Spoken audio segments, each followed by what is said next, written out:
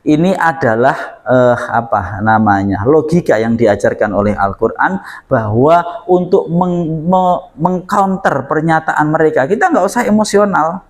Jadi ini Al-Quran mengajarkan kepada kita sebagai umat Islam diajarkan menjadi orang yang sangat logis sekali. Dan kita akan melihat di ayat berikutnya bahwa ternyata yang mereka katakan itu adalah sepenuhnya palsu. Apa itu buktinya? Walayyatamannahu, dan tidak akan berharap siapa mereka hu padanya maut, ya. Walayyatamannahu, dan tidak akan berharap siapa mereka, orang-orang Yahudi atau orang-orang ahlul kitab yang kafir itu, hu padanya maut. Mereka tidak akan mengharapkan kematian. Kenapa? Abadan, selamanya. Ya, mengapa kok seperti itu? Bima, sebab sesuatu dosa. Qaddamat, yang telah melakukannya, apa aidihim, tangan-tangan mereka. Ya, mereka tidak akan mengharapkan kematian itu selamanya. Tidak akan mereka berani. Mengapa? Sebab dosa yang telah mereka lakukan, yang telah dilakukan oleh tangan-tangan mereka. Wallahu, dan bahwa Allah adalah alimun, yang maha mengetahui bizzalimina, terhadap orang-orang yang zalim, dan Allah maha mengetahui terhadap orang-orang yang zalim. Baik, ini kita lanjutkan lagi bagaimana ayat berikutnya ini kita bahas untuk kemudian menjadi suatu ketetapan dari Allah. Baik, ini kemukjizatan Al-Quran. Walayyatamannahu, ya. Di sini ada ayat yang sangat kokoh sekali maknanya. Wawu di sini kalimat huruf ataf. Ya, berarti ini menyambung menjadi satu kesatuan dengan ayat sebelumnya. Lan ini adalah kalimat huruf yang pertama, dia adalah huruf nasab. Maka nanti kalimat setelahnya i'rabnya harus nasab, ya, menasabkan fi'il setelahnya. Yang kedua, dia adalah huruf nafi. Huruf nafi berarti meniadakan makna fi'il setelahnya. Yang kedua namanya nafinya nafi lil istiqbal, ya, nafinya nafi lil istiqbal, menunjukkan kepada ketiadaan makna fi'il di waktu yang akan datang. Kalau kita bahasa Indonesia kan makna dua ini menjadi tidak akan, ya, tidak akan. Ya, baik. Sehingga kita maknai walayyatamannahu, dan tidak akan mengharap siapa mereka. Tamanna yatamanna, ya, di video tadi saya sudah menyatakan, ya, tadi sebelumnya sudah kita sampaikan. Tamanna ini ada seperti ini, ada alifnya. Tamanna yatamanna. Nah, ini bentuk fi'il mudhari'nya. Yatamanna seperti ini. Tamanna fi'il madhi, yatamanna fi'il mudhari'. Di belakang ada alif layyinahnya. Ini adalah perubahan dari ya. Baik. Sekarang fi'il mudhari' ini dimasuki oleh lan. Maka apa yang terjadi? Dia i'rabnya harus nasab karena kemasukan amil nasib berupa lan. Nah, nasabnya bagaimana di sini? Dia adalah fi'il mudhari'. Kita analisa satu persatu. Ini adalah fi'il mudhari'. Fi'il mudhari' hukumnya mu'rab. Kategorinya apa di sini? Ingat, fi'il mudhari' kategorinya cuma ada 3. Kalau enggak sahihul akhir, mu'tallul akhir, terakhir af'alul khamsah. Di sini kita lihat huruf akhirnya berupa alif. Berarti dia adalah mu'tallul akhir, mu'tal akhir. Kemudian kedudukannya apa? Di sini ada lan, berarti kedudukan dia sedang dimasuki amil nasib. Karena sedang dimasuki amil nasib, maka i'rabnya harus nasab. Tanda nasabnya fi'il mudhari' mu'tal akhir, yaitu dengan ya. Maaf, tanda nasabnya mu'tal akhir yang dengan alif, yang dengan alif, yaitu dengan fathah yang dikira-kirakan. Jadi aslinya dia dengan fathah yang dikira-kirakan. Berarti yatamanna, kalau kemasukan lan ya tidak ada perubahan, tetap la yatamanna secara zahir. Mengapa? Karena nasabnya ditandai dengan fathah, tapi fathahnya hanya dikira-kirakan berada pada alif ini. Mengapa kok seperti itu? Karena alif tidak bisa menerima harokat. Baik. Nah, kemudian di belakangnya ia disambung dengan wawu jamak. ya, di belakang disambung dengan wawu jamak.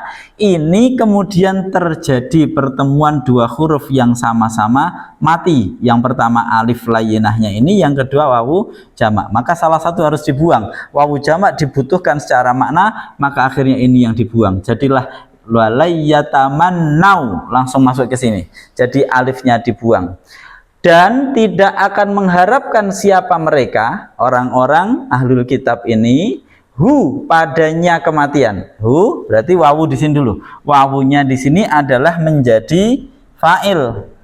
I'rabnya jelas rofa tapi hanya dalam mahal. Kemudian plus hu-nya di sini adalah menjadi maf'ul bih. Merujuk kemana hu-nya ini? Merujuk kepada al-maut. Di ayat sebelumnya tadi kita sudah sampaikan mereka fatamun nawul maut. Kalau emang kalian benar omongan kalian, ya sudah, harapkan saja kematian biar kalian mendapatkan akhirat khusus untuk kalian, nggak ribet.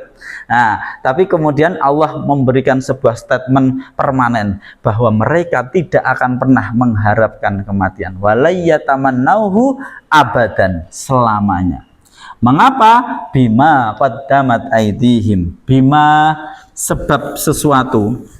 Ma itu isim mausul, maka dia maknanya mubham, bisa apa saja. Dalam konteks ini tentu yang dimaksud adalah suatu keburukan atau dosa. Oleh karena itu kita maknai bima sebab dosa, tapi makna sebenarnya bima sebab sesuatu. Sesuatu itu bisa apa saja. Qaddamat, yang telah melakukan, qaddamat, yang telah melakukan apa aidihim, tangan-tangan mereka. Ini adalah fi'il madhi, ya, mabni fathah karena tidak bersambung dhamir rafa mutaharik ataupun wawu jamak.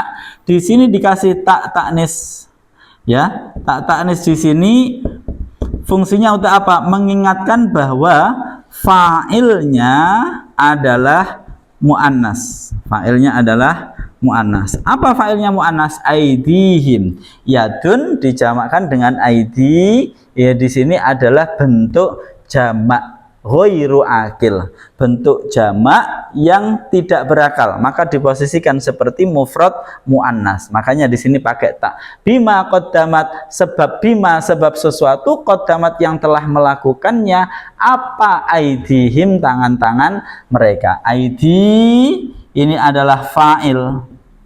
Fa'il dari qaddamat ini tadi. Fa'il i'rabnya harus rofa, tapi rofanya hanya dikira-kirakan. Tandanya apa? Rofanya. Domahnya, rofanya ditandai dengan domah, domahnya hanya dikira-kirakan. Jadi fa'il i'rabnya harus rofa. Sebenarnya kategori mereka dia ini adalah jamak taksir. ID jamak dari yadun, berarti jamak taksir. Jamak taksir rofaknya harusnya dengan domah, tapi di sini huruf akhirnya berupa ya, ya, berupa ya, maka domah tidak bisa dimunculkan pada ya karena terlalu berat, akhirnya ya-nya disukun, berarti domahnya hanya dikira-kira saja. Apa aidihim? Tangan-tangan mereka. Mereka ini siapa? Ya, ahlul kitab tadi, ya. Oke, kita ulangi sedikit. Walayatamannahu, dan tidak akan mengharap siapa mereka padanya kematian abadan, di selamanya, ya, selamanya. Bima sebab sesuatu, yaitu dosa, qaddamat yang telah melakukannya, melakukan sesuatu itu, ada aid di sini yang dibuang. Qaddamat yang telah melakukannya apa aidihim, tangan-tangan mereka. Baik. Di sini bima qaddamat aidihim ini menunjukkan bahwa mereka melakukan keburukan-keburukan itu dengan penuh kesengajaan, dengan penuh perencanaan. Bukan sesuatu yang merupakan tergelincir, bukan sesuatu yang kemudian dia hanya salah, tidak.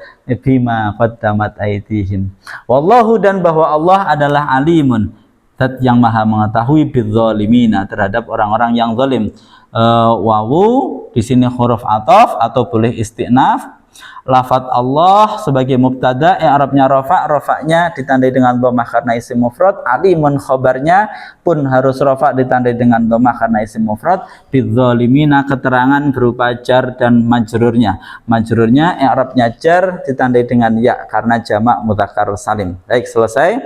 Nah, Meskipun mereka mengatakan A, B, C, D, tapi Allah mengetahui siapa yang benar-benar zalim. Az-zalimina di sini disampaikan dengan menggunakan isim, berarti bukan hanya orang yang pernah zalim, tidak, tapi dia yang benar-benar adalah karakternya, bawaannya yang mendarah daging di dalam diri mereka adalah kezaliman.